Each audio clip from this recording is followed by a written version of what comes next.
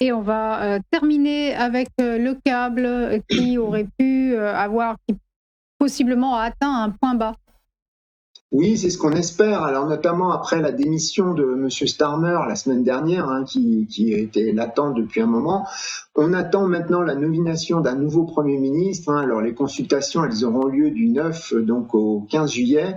Et si personne d'autre que Monsieur donc Andy Burnham, qui a été sorti vainqueur là, des élections, n'émerge du lot, ce serait ce dernier donc pourrait devenir le nouveau locataire du 10 Downing Street dès le 17 juillet.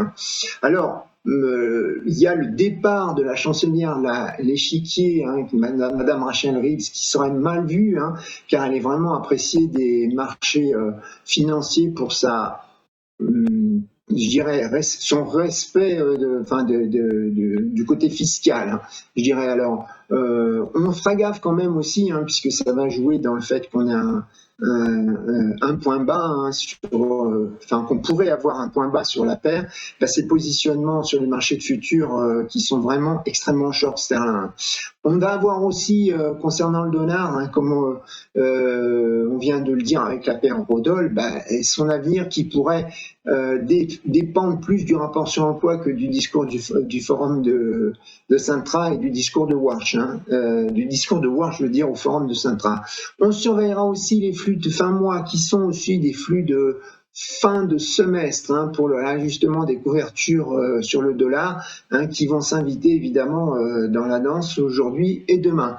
Alors, côté analyse technique, on a la paire qui cote donc aux alentours de 1,32 ce matin. Elle n'a baissé que de 45 pips en une semaine, après avoir atteint plus bas un 31,40. On retrouve donc les mêmes niveaux donc, de support et de résistance de la semaine dernière.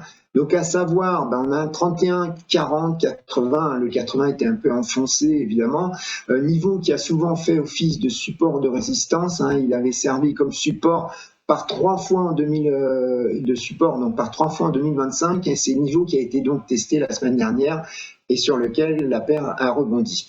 On a en dessous un 30,09, donc c'est un 30 en fait, qui est un niveau qui a servi de résistance donc en 2024 et 2025 et c'est ensuite devenu un support en novembre 2025. Côté résistance, on a un 33,05 qui a été un niveau testé 2 fois comme support la semaine dernière, c'est maintenant donc une résistance intermédiaire. Au-dessus encore, on a un 34,83, enfin 34,80 on va dire, le plus haut d'il y a 3 semaines, qui a été testé juste avant la publication du rapport sur l'emploi américain du mois précédent. Merci beaucoup Philippe Hermy pour votre analyse. Belle journée à vous.